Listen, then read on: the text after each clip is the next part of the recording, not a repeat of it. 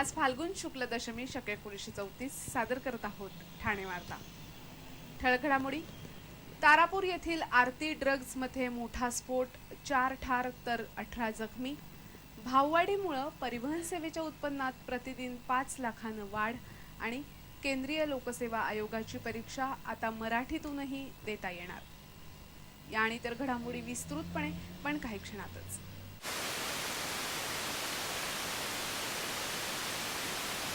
असा रंगभंग होऊ नये म्हणून त्वरित सेट टॉप बॉक्स लावा आणि ठाणे वार्ता विना व्यत्यय पहा। ठाणे जिल्ह्यातील पहिलं दृकश्राव्य माध्यम आता इंटरनेटवर देखील पहा। ठाणे वार्ता तुमच्या सोयीनं कधीही केव्हाही कुठेही इंटरनेटवर अपडेट असणारं एकमेव स्थानिक माध्यम अर्थातच ठाणे वार्ता। 1&1 broadband internet service, multiple internet service provider, speed 4 MB to 100 Mbps, starts ₹270 per month. Enjoy high speed internet. Call today 2538-6608. नमस्कार मंडळी, दर रविवारी पाहायला विसरू नका। नमस्कार मंडळी, आपल्या प्रश्नांचं थेट उत्तर। तारापूर औद्योगिक वसाहतीमध्ये झालेल्या स्फोटात 4 जण ठार तर 18 जण जखमी झाले आहेत। तारापूर औद्योगिक वसाहतीमध्ये आरती ड्रग्ज ही कंपनी असून सकाळी 11:15च्या सुमारास हा स्फोट झाला। या स्फोटामुळे कंपनीची पूर्ण इमारत ढासळली। या इमारतीखाली हे सर्व लोक अडकले असल्याचं सांगण्यात आलं। या कंपनीमध्ये मिथेल नायट्रो इमिडाझोल याचं उत्पादन सुरू असताना हा स्फोट झाला। मुख्य स्फोट झाल्यानंतरही छोटे छोटे स्फोट या कंपनीत काही वेळ घडत होते। मुख्य स्फोटाचा आवाज कंपनीच्या 10 किलोमीटरच्या परिसरात ऐकू आला। स्फोट झाल्यानंतर कंपनीच्या जवळचा परिसर सुरक्षिततेचा उपाय म्हणून रिकामा करण्यात आला होता। 18 जखमींमध्ये दोघांची परिस्थिती गंभीर असल्यामुळे त्यांना मुंबईच्या रुग्णालयात हलवण्यात आलं आहे, तर इतर जखमींवर स्थानिक रुग्णालयात उपचार केले जात आहेत। 4 मृतांमध्ये दोघांची ओळख पटली आहे, तर इतर 2 मृतांची परिस्थिती भयानक असल्यामुळे त्यांची ओळख पटू शकलेली नाही। जखमींमधील 18 व्यक्तींपैकी 16 जण आरती ड्रग्ज या कंपनीचे कर्मचारी असून 2 जण अग्निशमन दलाचे कर्मचारी आहेत। सध्या या कंपनीत मोठ्या प्रमाणावर मदत कार्य सुरू आहे। केंद्रीय लोकसेवा आयोग स्पर्धा परीक्षेचे पेपर मातृभाषेतून देता येतील अशी घोषणा संसदीय कार्यमंत्री नारायण सामी यांनी केल्यामुळे आता मराठीतूनही ही परीक्षा देता येणार आहे। राज्यभाषेतून परीक्षा देण्याचं स्वातंत्र्य विद्यार्थ्यांना असावं अशी आग्रही मागणी ठाण्याचे खासदार संजीव नाईक यांनी लोकसभेत केली होती, त्याला आता यश आलंय। केंद्रीय लोकसेवा आयोगानं 5 मार्च रोजी फक्त हिंदी आणि इंग्रजीतून ही परीक्षा देता येण्यासंबंधी परिपत्रक जारी केलं होतं। त्याच्या तीव्र प्रतिक्रिया देशभरात उमटल्या होत्या। लोकसभेतही सर्वपक्षीय खासदारांनी यावर तीव्र टीकेची झोड उठवली। खासदार संजीव नाईक यांनी घटनेच्या विरोधात निर्णय घेणाऱ्यांवर कारवाई करावी अशी मागणी केली होती। त्यावेळी लोकसभेत झालेल्या चर्चेनंतर संसदीय कार्यमंत्री नारायण सामी यांनी या निर्णयाला स्थगिती दिली होती आणि यासंबंधी लवकरच निर्णय घेण्याचं आश्वासन दिलं होतं। त्यानुसार प्रत्येक विद्यार्थ्याला त्याच्या राज्यभाषेत परीक्षा देता येईल असा निर्णय जाहीर केलाय। याबरोबरच या राज्यभाषेची किमान 25 विद्यार्थी असावेत ही देखील अट मागे घेण्यात आली। नव्या नियमांनुसार इंग्रजीमध्ये 100 गुणांच्या निबंध लेखनाच्या अनिवार्यतेची अट रद्द करण्यात आली। पात्रता परीक्षेचे 300 गुणांचे पेपर कोणत्याही भारतीय भाषेत देण्याचा पर्याय खुला ठेवण्यात आलाय। निबंध लेखनाचा 250 गुणांचा पेपर हा प्रत्येक उमेदवाराला स्वतःच्या पसंतीच्या भाषेत देता येणार आहे। त्याचबरोबर कुठल्याही अटीशिवाय वाङ्मय हा पर्यायी विषय म्हणून घेता येणार आहे। याचा फायदा ग्रामीण विद्यार्थ्यांना होणार आहे।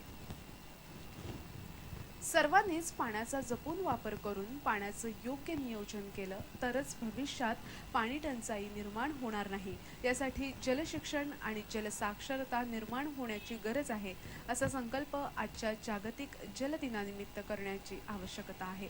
दरवर्षी 22 मार्चला जागतिक जल दिन साजरा केला जातो। 1993 मध्ये संयुक्त राष्ट्रसंघानं हा दिवस साजरा करण्याची घोषणा केली। यावर्षी शहरांसाठी पाणी वाढत्या नागरीकरणासाठी आव्हान अशी जलदिनाची संकल्पना आहे। वाढत्या लोकसंख्येसाठी पाण्याची गरज तसंच उंचावलेल्या राहणीमानामुळे दरडोई पाण्याची गरजही वाढली आहे. निसर्गाच्या लहरीपणावर मात करण्यासाठी ताकद जल व्यवस्थापनामध्ये आहे. जुन्या आणि नव्या जलसंधारण व्यवस्थांचा विचार करून नियोजन करणं ही काळाची गरज आहे. पाणी शोषण, खड्डे, समतल चर, समतल बांध, घळ नियंत्रण, कच्चे नियंत्रक बंधारे, गॅबियन बंधारे, छतावरील पावसाच्या पाण्याची साठवण अशा अनेक माध्यमातून पाणी अडवू शकतो. पाण्याचा जपून वापर केला तरच दुष्काळासारख्या नैसर्गिक आपत्तीवर मात करता येईल. एका माणसाची एका दिवसाची पिण्याच्या आणि स्वयंपाकाच्या पाण्याची गरज 5 ते 10 लिटर एवढी असते. उन्हाळ्याच्या 100 दिवसांसाठी 5 कुटुंबांच्या पाण्याची गरज 2,500 ते 5,000 लिटर असते. 25 चौरस मीटर छतावरून सुमारे 400 मिलीमीटर पाऊस पडला तर 5,000 लिटर पाण्याची टाकी सहज भरते. हे लक्षात घेऊन पाणी जपून वापरण्याबरोबरच जलसंकलनाची जबाबदारी उचलली तर मोठा फायदा होऊ शकतो. पाण्याचा दुरुपयोग टाळता येऊ शकणारी नासाडी यासाठी जलशिक्षण आणि जलसाक्षरता आत्मसात करण्याची गरज आहे. पाण्याचा काटकसरीनं वापर, वर्षा संचयन, पाण्याचं पुनर्चक्रीकरण आणि पाण्याचा पुनर्वापर यासारख्या गोष्टी सुरू करणं आवश्यक आहे. अन्यथा जलदिन फक्त साजरा करण्याचीच गोष्ट राहील. नमस्कार मंडळीमध्ये या रविवारी भेटू ठाणे जिल्हा केबल सेनेचे अध्यक्ष मंगेश वाळंज यांना. सेट टॉप बॉक्स या सध्या आवश्यक असलेल्या यंत्राबद्दल विचारा हवा तो प्रश्न थेट मंगेश वाळंज यांना. रविवार 24 मार्च रात्री 9 ते 9:30 दरम्यान सहभागी व्हायला विसरू नका. संपर्क साधा 2545 22 22 2538 22 22. नमस्कार मंडळी, आपल्या प्रश्नांचं थेट उत्तर. चिरैया अब तो हुई सयानी है, दूजे घर को जानी है, पर तांबे की भूल न करना, सोने से ही सजानी है. देखिए, हम तो हमेशा 916 देखकर ही लेते हैं. अरे पर BIS कहाँ है? BIS? बैठिए बताता हूँ. ये मार्क हर गहने की जांच के बाद सेंट्रल गवर्नमेंट अप्रूव्ड लेबोरेटरी ही लगाती है. मतलब ये कि जितना कैरेट लिखा है उतने ही कैरेट की पूरी गारंटी, जो इस 916 मामूली 916 में नहीं है. कल्याण ज्वेलर्स, जहां मिलता है सिर्फ BIS 916 शुद्ध सोना. कल्याण ज्वेलर्स, मुंबई में मार्च 24 से बोरीवली, थाने और वाशी में. तो अब हर गहना BIS मार्क देखकर ही लेना. ठाणे जिल्ह्यातील पहिलं दृकश्राव्य माध्यम आता इंटरनेटवर देखील. पहा ठाणे वार्ता तुमच्या सोयीनं, कधीही केव्हाही कुठेही. इंटरनेटवर अपडेट असणारं एकमेव स्थानिक माध्यम अर्थातच ठाणे वार्ता. Club Azure leisure and holiday club. Go Goa with club ॲझ्युर.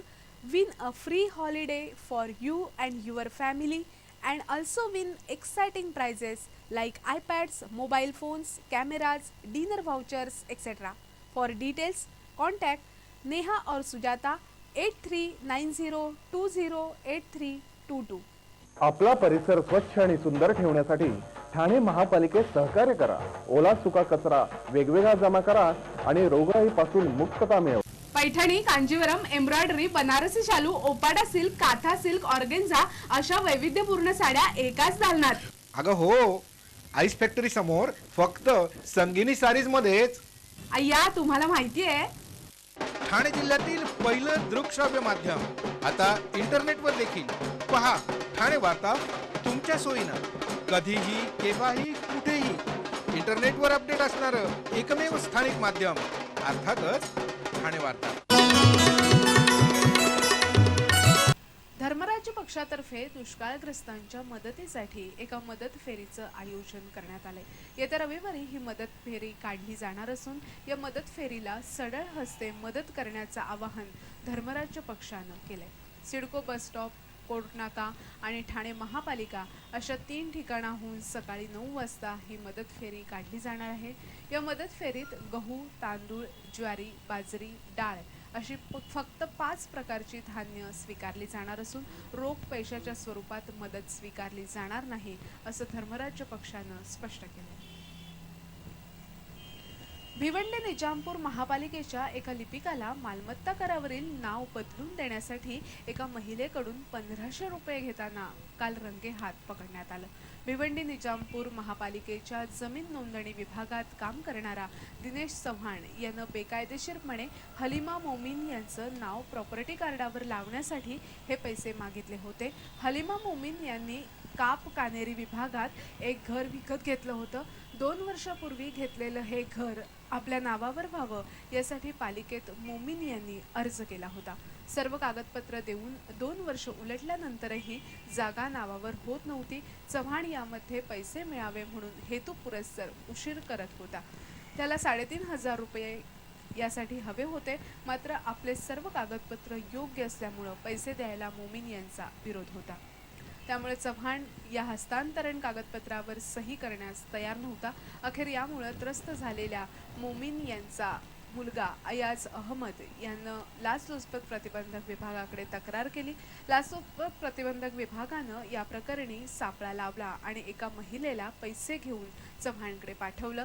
सोबत त्यांचं संभाषण नोंदवण्यासाठी छोटा मायक्रोफोनही ठेवला. ठरल्याप्रमाणे चव्हाण यानं पैसे स्वीकारल्याबरोबर लाचलुचपत प्रतिबंधक विभागाच्या अधिकाऱ्यांनी त्याला रंगेहात पकडलं. त्याच्या तपासणीमध्ये त्याच्याकडे लाचलुचपत प्रतिबंधक विभागानं दिलेले पैसे सापडले. त्यामुळे दिनेश चव्हाण याला अटक करण्यात यश आले.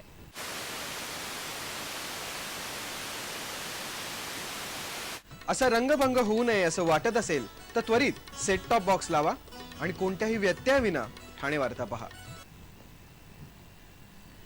ठाणे परिवहन सेवेची भाडेवाढ अंमलात आल्यापासून परिवहन सेवेच्या उत्पन्नात 5 लाखांनी वाढ झाली. यामुळे परिवहन सेवेच्या उत्पन्नात वर्षाला 1.5 कोटी रुपयांची भर पडणार आहे. ठाणे परिवहन सेवेच्या ताफ्यात 300 बसेस आहेत. पूर्वी परिवहन सेवेचं उत्पन्न प्रतिदिन 18 ते 20 लाख रुपये येत असे, पण कालपासून परिवहन सेवेच्या भाड्यात 1 रुपयानं वाढ करण्यात आली. या भाडेवाढीमुळे परिवहन सेवेच्या उत्पन्नात प्रतिदिन 5 लाखांची भर पडली, तर वार्षिक 1.5 कोटी रुपयांची भर पडणार आहे. यामुळे परिवहन सेवेचं वार्षिक उत्पन्न 6 कोटींवरून 7.5 कोटी होईल, असं परिवहन व्यवस्थापक देविदास टेकाळे यांनी सांगितलं. होळीला आता अवघे 5 दिवस राहिले असून यावर्षी ठाण्यात प्रतिकात्मक होळी साजरी केली जाणार असल्याचं परिमंडळ 5चे पोलीस उपायुक्त बाळासाहेब पाटील यांनी सांगितलं. सध्या दुष्काळ असल्यामुळं होळी धुळवड साधेपणाने साजरे करण्याचं आवाहन करण्यात येतंय. सध्या देशाला अनेक वाईट प्रश्नांनी घेरलंय. या वाईट गोष्टी नष्ट व्हाव्या या उद्देशानं ही प्रतिकात्मक होळी साजरी केली जाणार आहे. ठाण्यातील सर्व पोलीस ठाण्यांच्या परिसरातील मुख्य चौकात ही प्रतिकात्मक होळी करण्याची योजना आहे. टाकाऊ वस्तूपासून फलक तयार करून त्यावर स्त्री भ्रूण हत्या थांबवा, स्त्रियांवरील अत्याचार, स्त्रीचा आदर करा, भ्रष्टाचार थांबवा अशा अनेक समस्यांचे संदेश दिले जाणार आहेत. नंतर या संदेशाची प्रतिकात्मक होळी केली जाणार आहे. होळीमध्ये वाईट गोष्टींचा नायनाट केला जातो. सध्याच्या वाईट गोष्टींची होळी करून त्या पुन्हा घडू नये असा उद्देश समोर ठेवून हा उपक्रम राबवला जात असल्याचं पोलीस उपायुक्त बाळासाहेब पाटील यांनी सांगितलं. आता निवास वार्ता. ठाण्यात खरेदी विक्री तसंच भाड्यानं उपलब्ध असलेल्या जागांची माहिती देणारं सदर कार गॅरेज आणि सर्व्हिसिंग सेंटरसाठी 2,500 चौरस फूट जागा ओवळा येथे भाडेतत्वावर उपलब्ध आहे. अधिक माहितीसाठी आपण DG असोसिएटशी 97 697 99 971 अथवा 2536 0007 या दूरध्वनी क्रमांकावर संपर्क साधू शकता. ठाणे जिल्ह्यातील पहिलं दृकश्राव्य माध्यम आता इंटरनेटवर देखील. पहा ठाणे वार्ता तुमच्या सोयीनं, कधीही केव्हाही कुठेही. इंटरनेटवर अपडेट असणारं एकमेव स्थानिक माध्यम अर्थातच ठाणे वार्ता. 1 and 1 broadband internet service, multiple internet service provider, speed 4 MB to 100 Mbps, starts to 70 rupees per month. Enjoy high speed internet. Call today 2538-6608.